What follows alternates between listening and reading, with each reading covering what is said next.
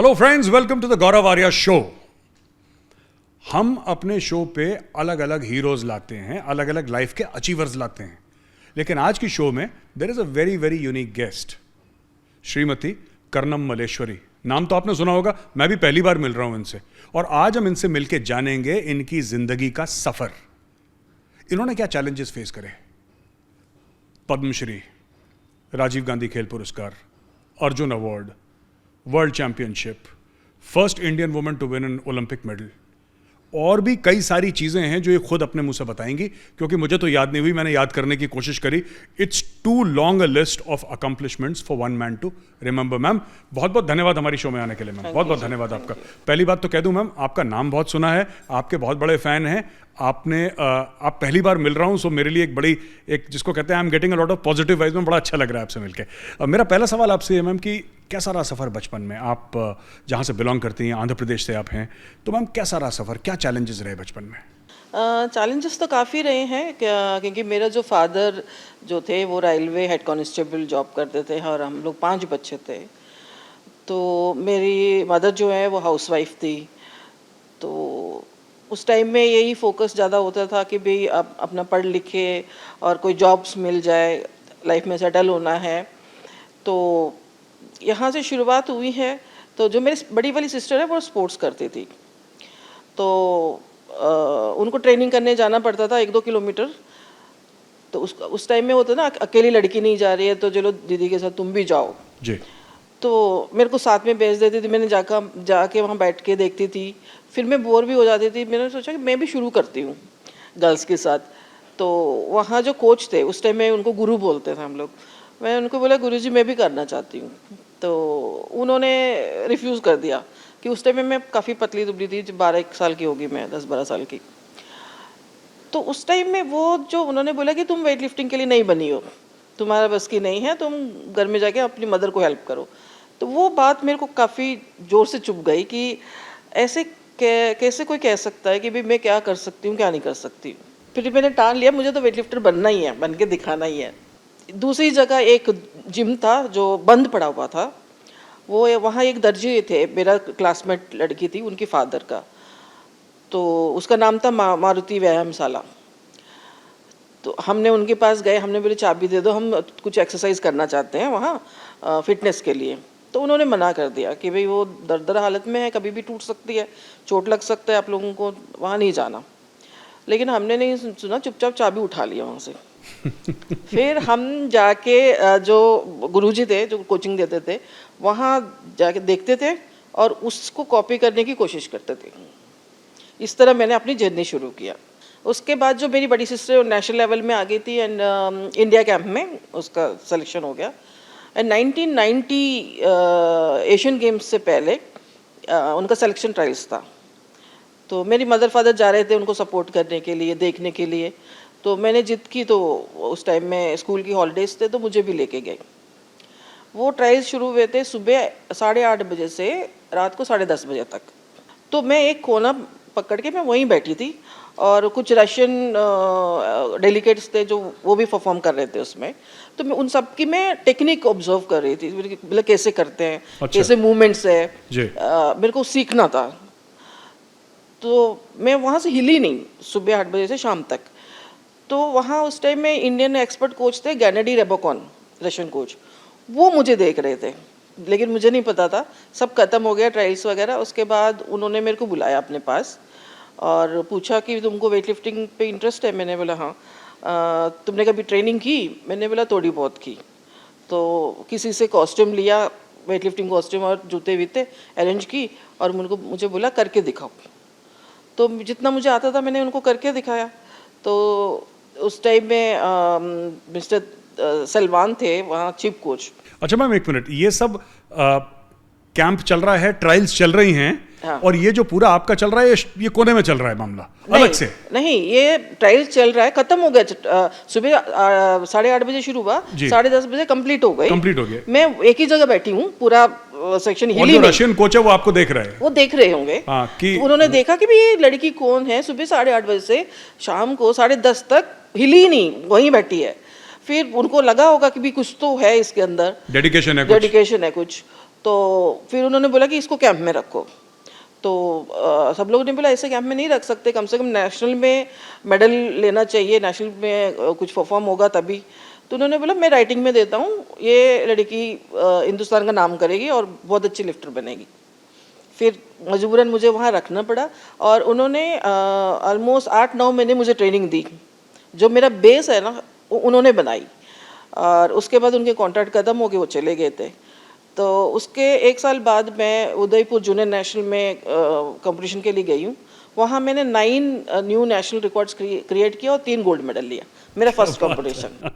आपके first competition में 9 national records create करे और 3 गोल्ड लिए। जीते। माय गॉड जी।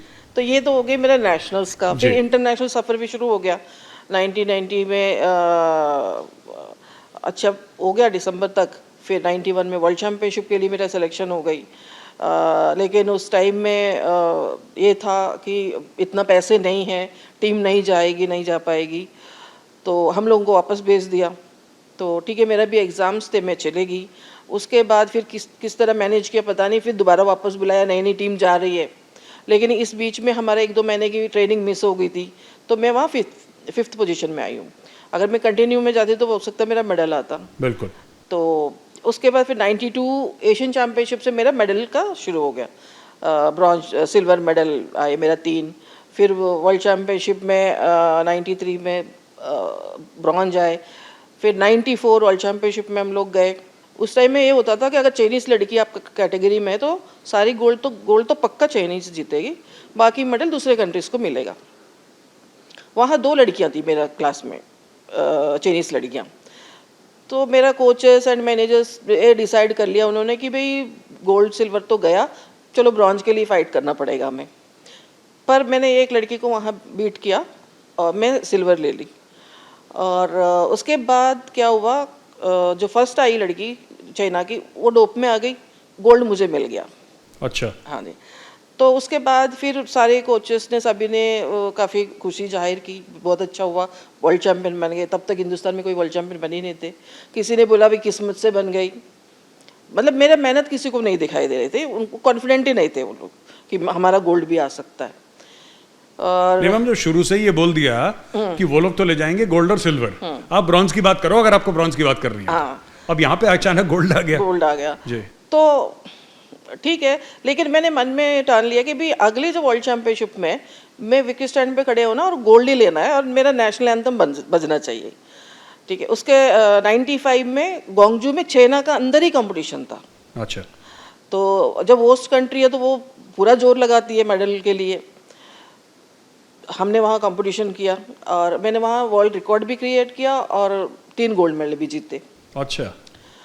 और मेडल तो जीत लिए, और जो हमारा तिरंगा तो सभी के पास होता ही है, नेशनल एंथम नहीं थी हमारी। मतलब हमारा जो टीम मैनेजर्स कोचेस जो थे उनको कॉन्फिडेंस ही नहीं था कि भाई हमारा कोई गोल्ड आ सकता है, हमारा नेशनल एंथम भी बज सकता है। क्या बात कर रही हैं आप? जी।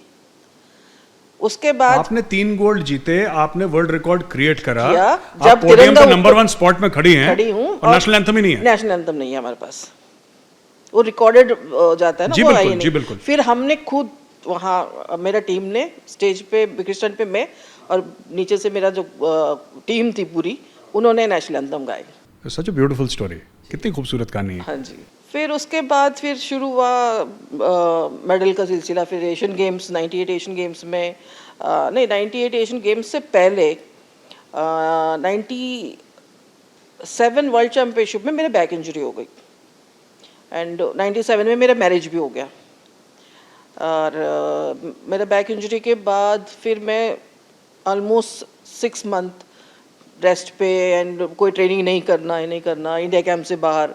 फिर सभी लोग ने बोलने लगे भी अब तो शादी हो गई, बैक भी इंजरी हो गया, अब कहाँ वापस आएगी, अब तो मुश्किल ही है, तो अब फैमिली बनाएंगे, अपनी लाइफ जिएंगे इस तरह। लेकिन मेरा अंदर जो जुनून था कि भाई मेरे को ओलंपिक में मेडल लेना ही लेना है, और मैं 92 से ट्राई कर रही थी। पहले बोला कि 92 में आएगा, वहाँ मैं ट्रेनिंग कर रही थी।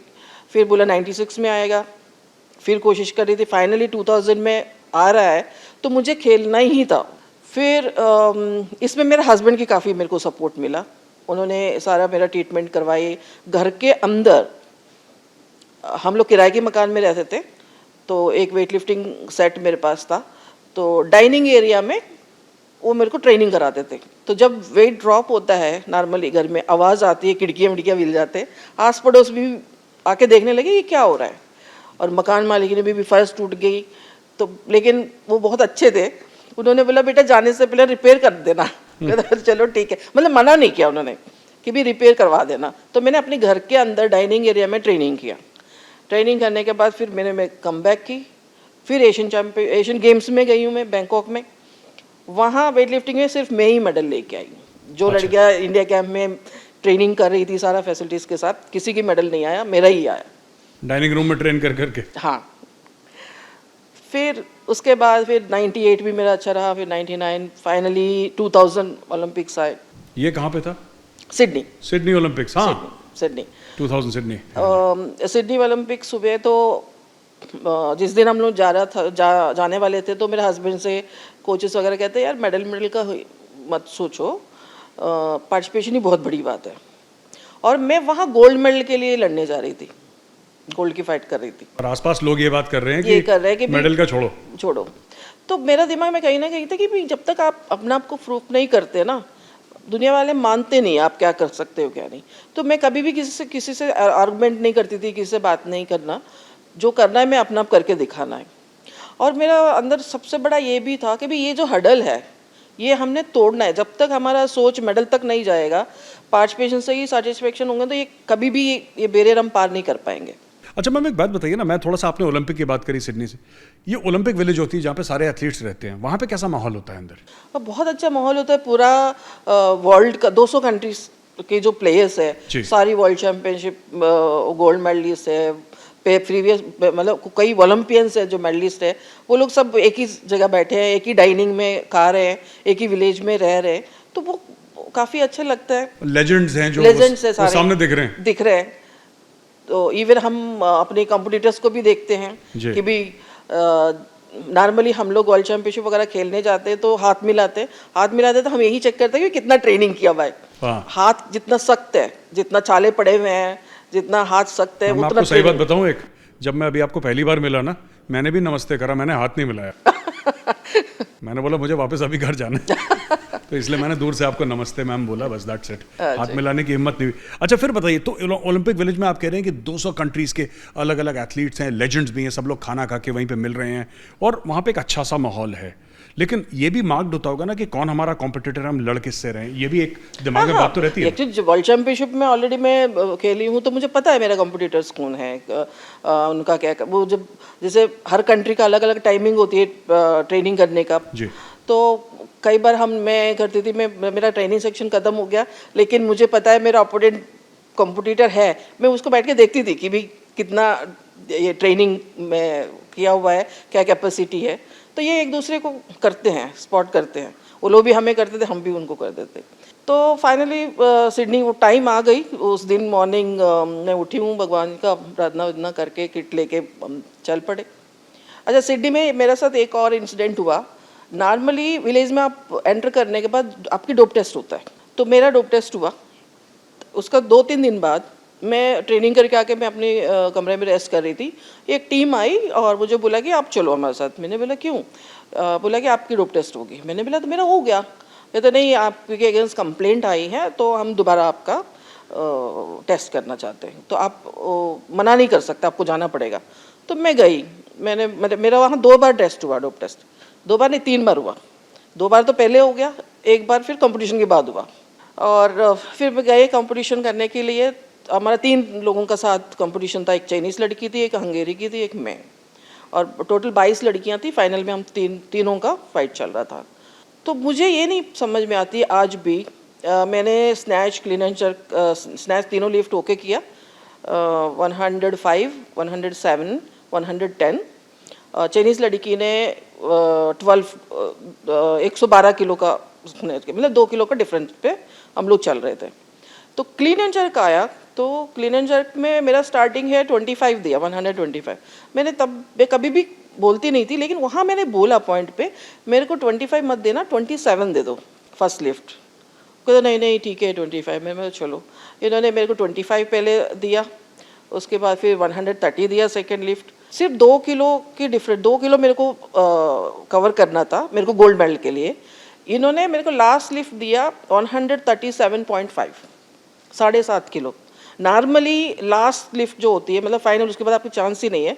7.5 किलो जो हम देने की मतलब ही नहीं होता, और मेरे को ज़रूरत भी नहीं थी 7.5 किलो उठाने के लिए। जब मेरे को 32 करके मेरे को गोल्ड आ रहा था, तो ये 37 में क्यों लेके गए? तो वो लिफ्ट मेरा मिस हो गया, तो मैं गोल्ड से ब्रॉन्ज पे आ गई। लेकिन वो ब्रॉन्ज भी हिंदुस्तान के लिए एक गोल्ड जैसा बन गया, क्योंकि पूरा हमारा जो इंडियन कॉन्टिजेंट जितने भी गए थे उसमें सभी में एक ही मेडल था सिडनी ओलंपिक में। And ma'am, you are the first Indian women to get a Olympic. और वैसे ही मैम, घर के आगे जब ओलंपियन लिखा रहता है ना, बड़ी बात है ना बहुत। Just imagine if somebody there, I have seen 1 or 2 people जो घर के आगे, यू नो, ओल्ड पीपल जिन्होंने कभी हॉकी वॉकी कभी पुरानी खेली होगी ना, दे घर के आगे लिखा था ओलंपियन। एंड बड़ा अच्छा लगता है देख के कि you know somebody has, because it's everybody's dream. हम तो सिर्फ टीवी पे देख सकते हैं Olympics, we can only see on television, but it's a very big thing. अच्छा, एक बात बताइए मैम, जैसे आप एक्सरसाइज करती थी, मैं बाद में आऊँगा बाकी और चीज़ों पे जो आपकी और अकम्पलिशमेंट्स हैं, फिर आपको अर्जुन अवार्ड से यू नो आपको मुझे नवाजा गया। 94 में अर्जुन अवार्ड मिली है। जी जी। मैं यंगेस्ट लड़की हूँ अर्जुन अवार्डी। राजीव गांधी खेल रत्न अवार्ड जो महिला जो लिया, मैं फर्स्ट थी। अच्छा स्टार्टिंग मेरे से हुई थी। अच्छा अच्छा। राजीव गांधी खेल रत्न, और सबसे यंगेस्ट पद्मश्री मेरे को मिला। मेरे को 98 में पद्मश्री मिल गया, तो उस मतलब समय- सिडनी ओलंपिक से पहले ही मिल गया। अच्छा, तो उस समय क्या एज थी आपकी? मैं 26? 20 मैं 98 में नहीं, मैं थी 23। 23 साल की उम्र में आपको हाँ ये जी। सब कर चुके थे आप? हाँ जी। अच्छा, एक बात बताइए मैम कि ये सब चीज़ें चल रही थी, आप जब ट्रेनिंग करते हैं या ट्रेनिंग के जब पीक ट्रेनिंग, आप ये वर्ल्ड चैंपियनशिप चल रही है, ओलंपिक चल रहे हैं, एशियन गेम्स, आपके इवेंट में, आपके स्पोर्ट में किसी भी स्पोर्ट्स पर्सन की, एक तो मैं डाइट के बारे में पूछना चाहता हूँ, डाइट क्या होती है, और दूसरी चीज़ आपके ट्रेनिंग का तरीका क्या होता है। तो पहले आप डाइट का सवाल बताइए, जवाब दीजिए कि डाइट कैसी होती है मैम? डाइट तो नॉर्मली ही मतलब नॉनवेज होता है, चिकन मटन फिश वगैरह, पर हमारा डाइट, हमारा कार्बोहाइड्रेट का जो क्वांटिटी होती है वो बहुत कम होता है, प्रोटीन का ज़्यादा होता है, क्योंकि हमारा पावर स्पोर्ट है। जो एंड्योरेंस होता है तो वो कार्बोहाइड्रेट ज़्यादा लेते हैं, तो प्रोटीन है, और साथ में हमारा बॉडी वेट कैटेगरीज होते हैं, तो बॉडी वेट भी मेंटेन करना पड़ता है। तो ये नहीं कि आप बहुत ज़्यादा नॉनवेज भी खा सकते हो, तो वो पूरा बैलेंस करके करना पड़ता है। और हमारे टाइम में जैसे अभी सप्लीमेंट्स आ गए, बहुत सारे सप्लीमेंट्स आ गए, फूड सप्लीमेंट्स। हमारे टाइम में वो कुछ भी नहीं होते थे, जो भी हम नेचुरल फूड से ही हम लेना पड़ता था हमें। तो आपके पास वो फैसिलिटी नहीं थी पर जिनके खिलाफ आप कर रहे थे उनके पास तो था, अगर कोई बाहर वाले लोग थे उनके पास तो सप्लीमेंट्स होते होंगे जी। अच्छा, एक बात बताइए मैम, कैसा लगता था कि जब आपके खुद के जो ऑर्गेनाइजर्स हैं, खुद की जो एक स्पोर्ट्स ब्यूरोक्रेसी नाम दे सकते हैं हम, कुछ भी कह लीजिए XYZ, वो खुद कह रहे हैं कि आप क्यों, वो ये सब छोड़ दीजिए, मेडल वेडल नहीं आएगा, पार्ट लेना ही बहुत बड़ी बात है, या नेशनल एंथम नहीं बच पाया क्योंकि किसी ने ऐसा होप नहीं करा था कि कोई इंडियन लड़की पोडियम पे टॉप पे खड़ी हो सकती है। कैसे मन में फीलिंग्स आती हैं आपकी जब इतना लैक ऑफ फेथ है, जबकि you are proving yourself time and again? ऐसा क्यों है? मुझे कोई फ़र्क नहीं पड़ता, क्योंकि मेरा जो शुरुआत है, जब मैं 10-11 साल की थी, तभी मैंने अपना डिसीजन ले लिया था कि मेरे को वेट लिफ्टिंग करना है। वो कौन होता है डिसाइड करने वाला, मैं क्या कर सकती हूँ क्या नहीं। तो मैं कभी भी लोगों के बातों में बॉदर नहीं करती थी कि उन्होंने क्या बोला, इन्होंने क्या बोला। लेकिन मेरा फोकस ये होता था कि भाई जो भी सुविधा है आपके पास, जो भी साधन है आपके पास, उसी से आपने शुरू करना है, रुकना नहीं। ये नहीं करना कि यार मेरे पास सप्लीमेंट्स नहीं था तो मैं नहीं कर पाई, या मेरे पास अच्छा बारबल नहीं था तो मैं नहीं कर पाई। जब हमने शुरुआत की थी तो मिट्टी में नंगे पैर में करते थे, हमारे पास जूते भी नहीं थे, तो तभी भी मैं नहीं रुकी क्योंकि मैं पहले जूते खरीदूंगी फिर शुरू करेंगे। मेरा अभी भी वही फैशन के साथ चलती हूँ। अभी जैसे मैंने इतना स्ट्रगल करके आई हूँ, तो मेरा मन में एक स्ट्रॉन्ग ये था कि मेरा आने वाले जो जनरेशन बच्चे हैं वो इतना स्ट्रगल ना करें, कम से कम उनके लिए मैं एक एकेडमी सेट करूं। वो मैंने काफ़ी प्रयास किया गवर्नमेंट के साथ, स्टेट गवर्नमेंट्स के साथ, लैंड मुझे मिले, मैं एकेडमी बनाऊं, तो मेरे को मिल नहीं पाया, मैं सक्सेस नहीं हो पाई उसमें। फिर मैंने अपना पे मेरे को करना ही था ये, तो मेरे को आंध्रा गवर्नमेंट ने जुबली हिल्स में एक प्लॉट गिफ्ट किया, वो मैंने वहाँ से वो बेच के हरियाणा में मैंने अपना ज़मीन खरीदी। उसके बाद स्पोर्ट्स मिनिस्ट्री ने मुझे इंफ्रास्ट्रक्चर के लिए सपोर्ट किया।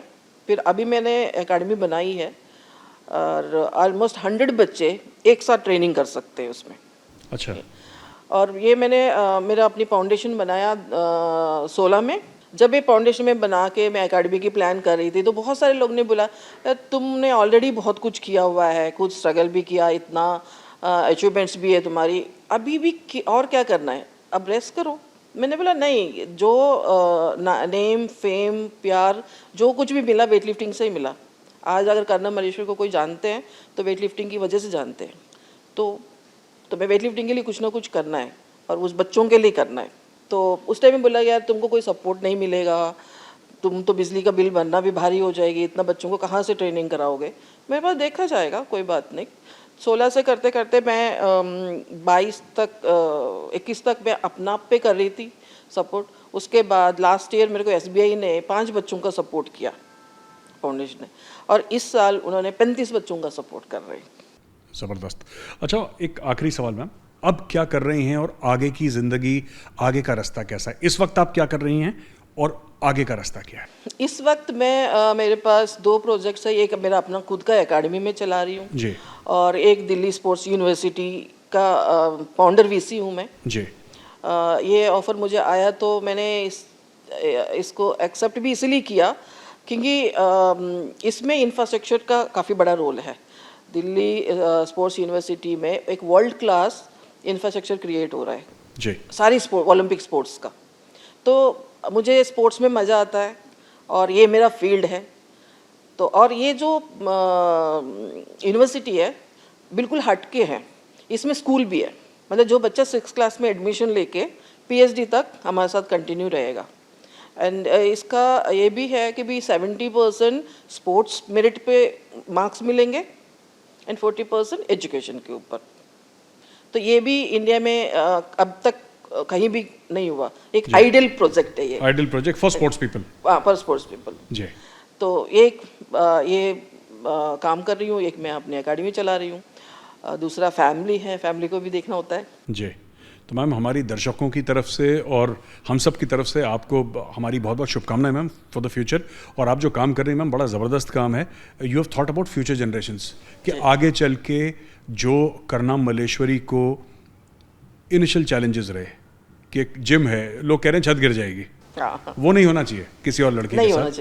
And in the future we hope ma'am many other Karnam Malleswaris you are able to bring out who can stand on the podium ma'am, get a gold for India। और इस बार जनमन पहले से तैयारी करके सारे ऑर्गेनाइजर्स के पास होना चाहिए। बिल्कुल, मेरा अभी इच्छा यही है कि मैं सिडनी में एक गोल्ड मेडल छोड़ के आई हूँ जी, तो मैं वहाँ से भी इस मेडल निकाल के ले आऊँगी।